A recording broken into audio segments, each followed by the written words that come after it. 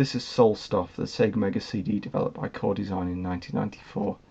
The game itself is a semi-3D space shooter similar to Galaxy Force 2 and features heavy use of sprite scaling and an effect similar to Mode 7 found on the SNES.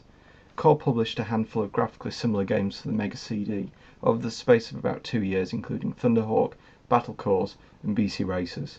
A great majority of the games for the system at the time were either ports of Megadrive games with an added CD soundtrack, or were full-motion video games with QuickTime events which were popular at the time. A CD add-on was around £300 in the UK in 1993-1994, so any game that made use of the hardware was certainly welcome. This is one of my all-time favourite games of the console, and was a game that I greatly missed when I sold my Megadrive and CD in the late 1990s. Okay, that's enough background, let's have a look at the game.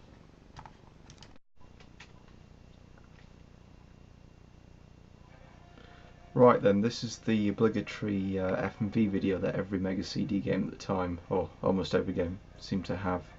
The video is quite nice. It's just a shame that the console didn't have more colours. As you can see, there's a lot of dithering on the video. Oh well.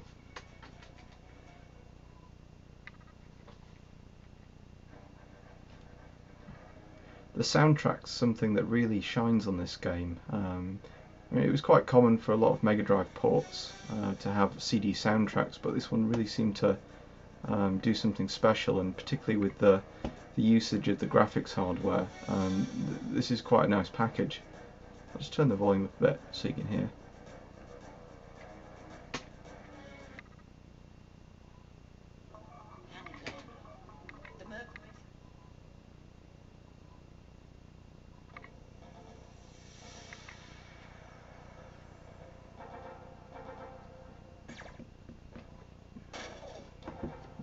As you can see, the game's got quite a lot of sprite scaling, and it's something that was not really possible on the Mega Drive, certainly not at the time. I've seen some advanced hardware trickery later on by companies like Treasure, but I think this is something that really justifies the £300 that you'd spent at the time on the Mega CD. I don't think it's quite as good as Galaxy Force 2, but it's still a nice looking game.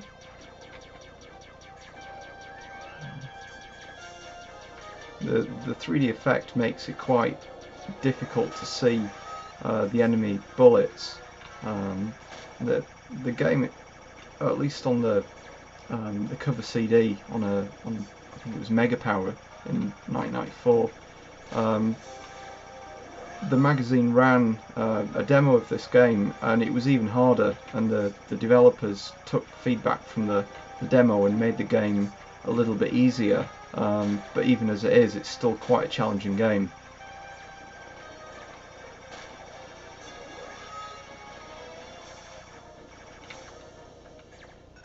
There's a few different weapons. There's some kind of missiles, and I think it's a smart bomb.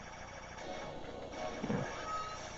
There are a number of green pods in the game that certain enemies drop, and if you shoot them you get power-ups. So I think the green ones are shields, blue ones are missiles, something like that. I think there's a red one, I'm not sure what they do. Okay. Yeah, this is more like it. This is similar to your Mode 7 on the SNES. The sprite scaling is quite nice on this, and with this perspective Mode 7 effect, it almost fools you into thinking the console can do 3D. Certainly not like your PlayStation, but it's still nice.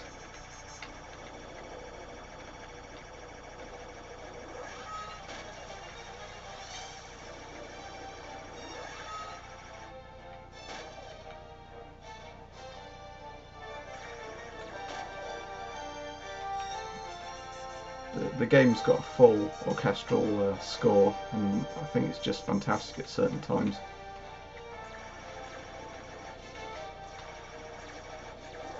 Ah!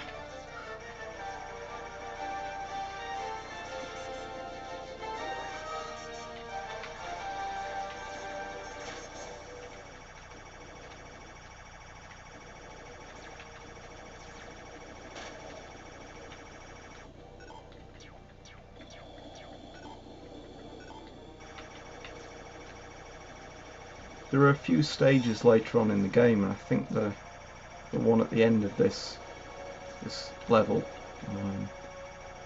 is a little bit different. Instead of just always going forward, you get like a 3D plane, and you can fly around it and control and rotate the screen. This is normally for a boss, but there are certain levels later in the game that are set in caves, and you've got to navigate the caves and shoot certain targets and things like that.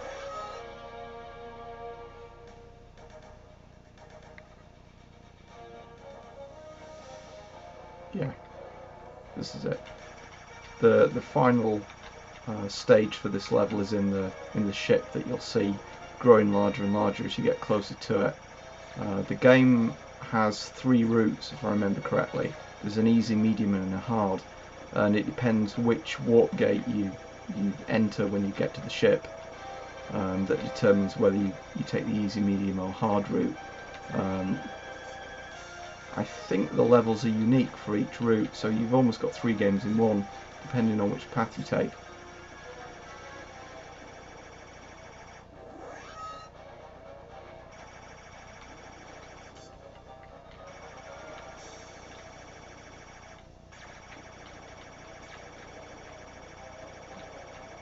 There was a Jaguar version, I think it might have even been Jaguar CD, and a 32X version in development, but sadly they never got released. Although there are a few ROMs that were released or found in the late 2000s, I think. Ah, yeah, this is changing to a different ship. So this is this is one of the other levels where you get control on how to rotate the ship.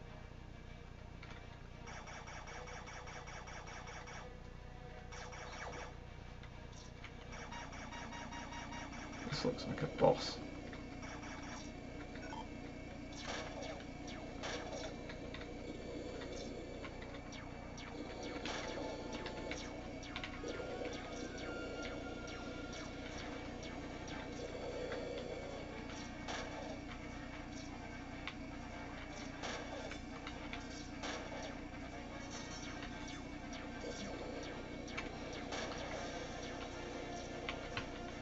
I don't think I'm even hitting him.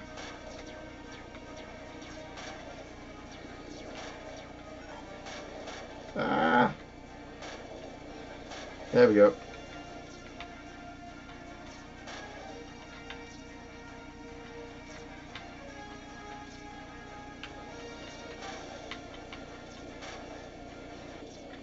Right, let's try hard. You've got to shoot out these locking clamps. There's one. Oh. Come on. Well, that was annoying. I ran out of hard disk space. Anyway, this is from a later part in the game. As you can see, there's a lot more sprites and asteroids flying towards you. Maybe a bit more like I think it's the second level from Star Fox. It certainly is impressive.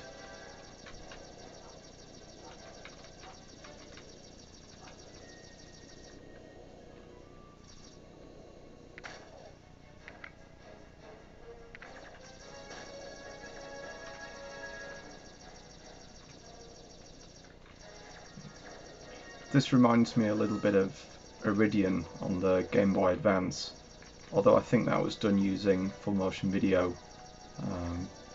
This looks like it's sprite based, and it certainly looks good.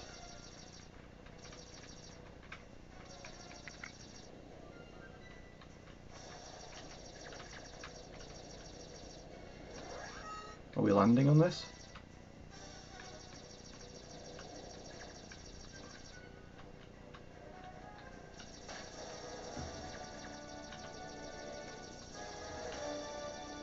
Guess we are.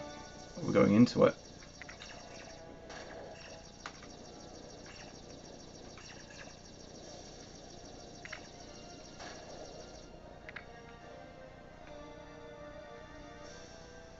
Yeah. Okay. hopefully you've had a good idea of how this game plays, and I certainly recommend picking this up if you can get a copy on eBay or elsewhere. As far as I know, this game hasn't been released digitally, so I think it's something that is fairly common to get hold of and shouldn't cost too much. Okay, thanks for watching.